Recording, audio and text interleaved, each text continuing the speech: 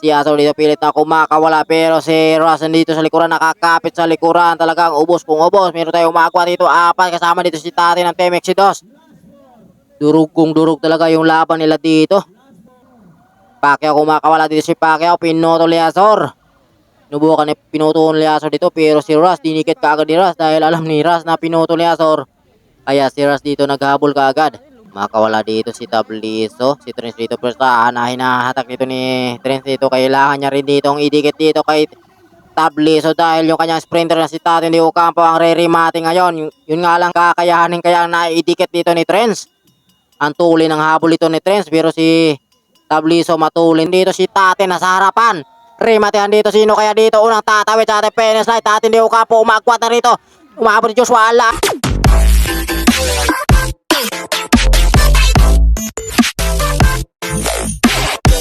Meron kagad yung breakaway dito. Dalawa umakwat sa ating peloton. Si Kenneth ng Team B Parma at saka si CJ kumakawala sa ating peloton. What's up mga master po? Today's video dito na tayo sa may Mandaluyong City.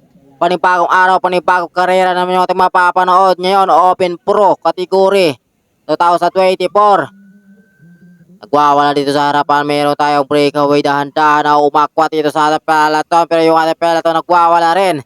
Si Debrito humabol din dito si Raz. Nagkakabanatan dito sa harapan. Si Diborito pero sana humahabol dito sa ating dalawa si CJ.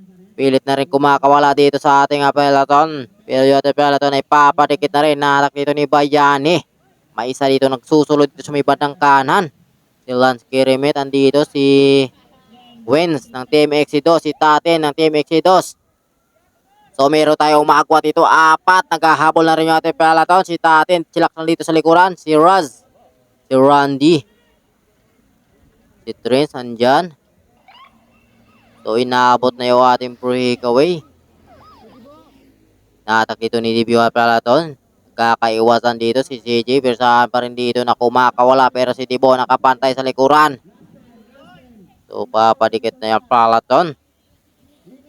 Si Dave, Bayani, Archie Gardania, si Azur. Si Dibo, si Matthew. Dito sa likuran pa. Marami pa rin dito sa likuran. Asyata dito sa mga idol natin sa gilid. Nag-aabang ng rematehan. So wala tayong breakaway. Naabot na yung breakaway. Nagkakabatan na naman sa harapan. May isang bumana to. Si Gab Gab. Kakabanatan sa harapan. Si Wens bumabanat. Si Aaron. Makakawala dito si Aaron sa ating peloton. Makakawala na kaya siya ng tuluyan dito. Ang tulin dito si Aaron. Pinasaka dito ni Aaron na makakawala sa ating peloton. Kakayanin na kaya niya. Tapusin niya ng finish line. Solo breakaway natin si Aaron ng Team D Reyna. So peloton natin dito. Naghahabol na rin dito si Jomar. Hinatak ni Jomar yung peloton na para makadikit sa ating breakaway. Si Bayani dito sa likuran. Makaka-breakaway ngayon si Bayani. Maraming standard dito. Tsaka exit 2. So dahan-dahan dito sa may U-turn. Ito solo breakaway pa rin natin. Di pa rin nadidikitan dito. Si Eko Gutierrez dito naghahabol at saka si Asto. Papalitan sila dito sa peloton para madikitan dun si Aaron ng Team D Reyna. Tatin dito lang muna sa likuran. Di lumalabas si Tatin. Si Gab Gab doon nagwawala sa harapan. May nagkakabanatan sa harapan. Inabot na si Aaron. Inabot na ng peloton. Si Ato bumapanat dito sa kaliwa, sinundan kagad ni Ross. Talagang kurkuhan to. Tao kung tao talaga, bantayan. Si Dave, umiiwas si Dave. Pero si Jomar nakapantay kagad. Si Gab Gab, si Taten, si Aaron. Naabutan na dito si Aaron. Si Archie Gardania, nakapantay naman dito si Trent. So sulit talaga, bantayan talaga. Si Kenneth nandito sa likuran. So tao kung tao talaga dito. Nagkakaubusan. Si Aaron, umana si Aaron. Humabol naman kagad dito si Archie. At saka si Ross. Si Ator humabo nagkakabanata, nakakasuklian doon si Wens sa harapan. Nakapantay, nagwawala doon si Lance sa harap. Kakabana si Tabliso, bumapana si Tabliso. Pilit na kumakawala sa ating peloton. So may kumakawala, kalas na dito sa likuran. Talagang hindi kinaya yung maintain. Maiksi lang yung ruta dito. Siguro mga 300 meters lang. Kaya mabubunsol ka dito. So, ito, kumakawala dito. Si Dave.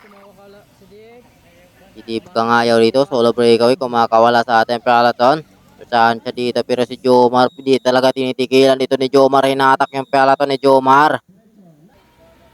Solo breakaway dito si Dave Kangayaw. Natin Philippine Standard Insurance. Ito naman si Jomar. Hinahatak yung peloton. Antulin dito si Dave. Kumakawala sa ating peloton. Si Ross, naghahabol dito si Ross. Sinundan kagad ni Archie Cadanya. Si Pacquiao, si Aaron. Si Bayani, nagsasayawan sila dito. Ubos kung ubos talaga dahil may executor dito. Kailangan dito may pang-interval ka talaga. Kung wala ka dito, kakalas ka dito. Si Asor dito pilit na kumakawala. Pero si Ross dito sa likuran, nakakapit sa likuran. Talagang ubos kung ubos. Meron tayong umagwa dito. Apat kasama dito si Tati ng Temex Dos. Durug kung durug talaga yung laban nila dito. U-turn to U-turn, talagang angatan. Kung wala ka pang angat dito, talagang mapag-iiwanan ka dito. Pacquiao, kumakawala dito si Pacquiao. Pinutol ni Asor. Nubukan ni pinutol ni Asor dito. Pero si Ross, dinikit ka agad ni Ross. Dahil alam ni Ross na pinutol ni Asor. Kaya si Ross dito naghabol ka agad. Sa peloton ito, naghahabol dito si Dibo at saka si Randy. Nagkakaiwasan sila dito. Bayani dumikit din. Si Kenneth dito mukhang may balak na talaga mag-side over. Ito, apat ang ating breakaway dito ngayon.